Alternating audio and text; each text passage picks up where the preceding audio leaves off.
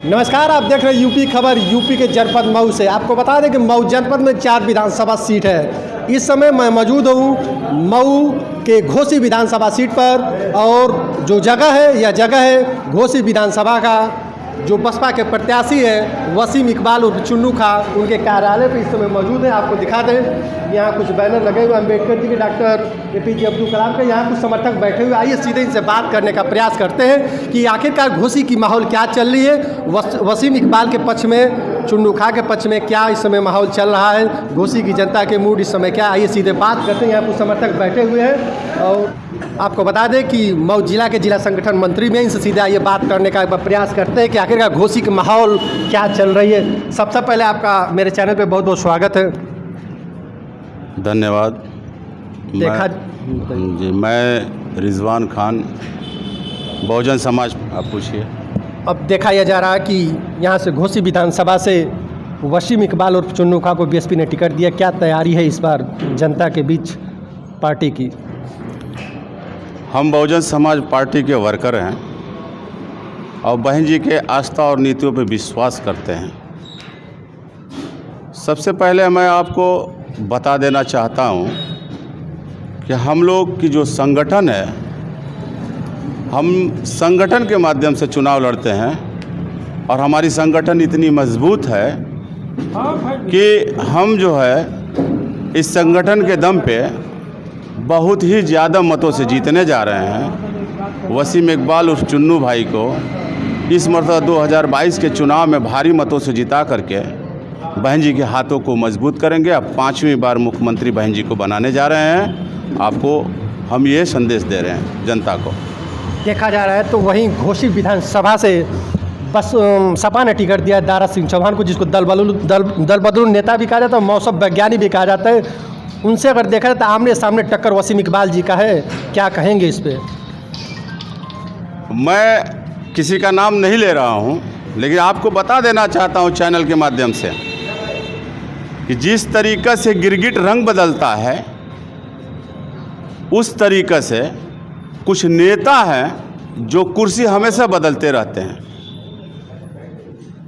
बहन कुमारी मायावती जी बहुजन समाज पार्टी नेता पैदा करता है और नेता पैदा करता है, और हमारे ही बहुजन समाज पार्टी बहन जी ने इनको नेता बना करके सदन में भेजने का काम किया था। लेकिन ये लोग गिरगिट के जैसा रंग बदलते हैं। जो बहुजन समाज पार्टी छोड़ दिया उसका कहीं जनाधार है नहीं। आप पता लगा लीजिए घोसी विधानसभा में उनकी हालत क्या है। और बहुजन समाज पार्टी से लड़ाई किसी की है नहीं। हम अपने संगठन पे विश्वास करते हैं और कम से कम 20 से 25 हज़ार वोटों से, भारी मतों से हम जीतने जा रहे हैं। ये संदेश जनता को आप मीडिया द्वारा पहुंचा दीजिए। दारा सिंह चौहान तो यह भी कह रहे हैं कि हम घोसी से चुनाव लड़ रहे हैं, घोसी की जनता मेरे साथ है, दल बदलने से कोई असर नहीं पड़ता घोसी की जनता पे। मधुबन में भी जनता उनके साथ था, लेकिन उनसे ये पूछिए कि आप मधुबन की धरती छोड़ करके घोसी में क्यों आए?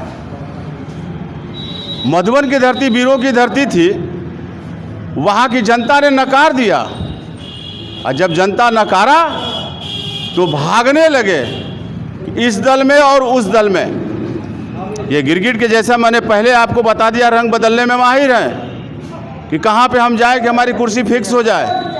और घोसी की जनता ने ये संदेश दे दिया है कि बाहरी भगाव का नारा है। इस मर्तबा जो भी होगा घोसी विधानसभा का रहने वाला वसीम इकबाल भारी मतों से जीतने जा रहा है। ये लोग बरगलाने का काम न करें। किस बेस पे जीत रहे हैं उनसे यही तो आप पूछ करके बता दें कि उनका बेस वोट क्या है। जब BJP की सरकार नहीं थी उत्तर प्रदेश में, तो BJP ने वादा किया विकास, युवाओं की रोजगार और नौकरी के लिए। सरकार बनी, सरकार बनने के बाद युवाओं में काफ़ी मायूसी है और आक्रोश है रोजगार और नौकरी को लेकर, और कहीं ना कहीं महंगाई को लेकर जनता त्रस्त है। इस पे आप क्या कहेंगे? सरकार बनाने में सफल हर पार्टियां होती है, लेकिन अपने बातों पर अमल नहीं करती है। क्या अरे भाई, वो तो कहते 15 लाख खाते में दूंगा, लेकिन आपसे मैं पूछना चाहता हूं कि कहीं किसी को 15 लाख रुपया दिए? नहीं दिए। अमित शाह ने कहा था, गृह मंत्री, हमारे देश के गृह मंत्री अमित शाह, ये जुमलाबाजी है। तो ये लोग लालीपाप देने का काम करते हैं। 15 लाख रुपया दूंगा, 2 करोड़ नौजवानों को नौकरी दूंगा, कहीं मिला?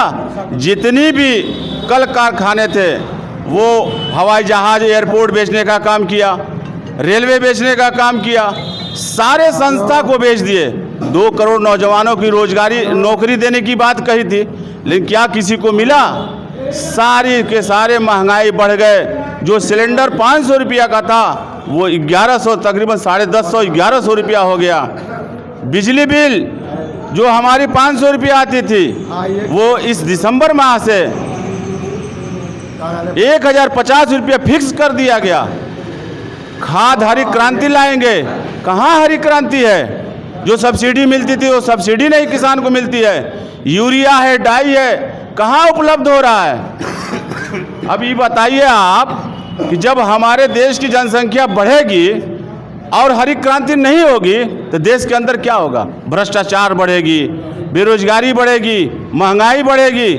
इनका तो जुमलेबाजी है। इसी तरीके से माननीय अखिलेश यादव ने कहा था, अगले पिछली सरकार में जब इनकी गवर्नमेंट बनी थी तो उन्होंने कहा था कि मेरी सरकार बनेगी तो मुसलमानों को 22-20% आरक्षण देने का काम किया जाएगा। लेकिन आप बताइए कि वो आरक्षण क्या दिए मुसलमान को? उन मुसलमान की हिफाजत तक नहीं कर पाए। और वो अखिलेश यादव जो मुसलमानों का बात करता था, आज मुसलमान से बहुत ही दूर है। मुसलमान का नाम लेने से नफरत कर रहे हैं, मुसलमानों का नाम नहीं लेते हैं। क्या पूछेंगे आप?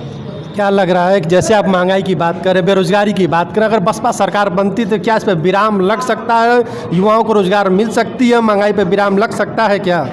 बहन जी ने कहा पहले चरण के बाद पुरानी पेंशन लागू करूंगी।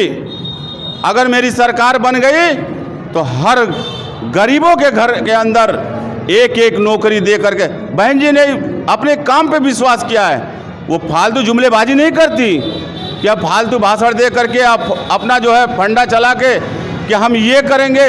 नहीं, हमारी गवर्नमेंट बनेगी तो बहन जी की गवर्नमेंट जब बसपा का बनता है तो लॉ एंड ऑर्डर किस तरीके से दुरुस्त होता है आप सबको मालूम है।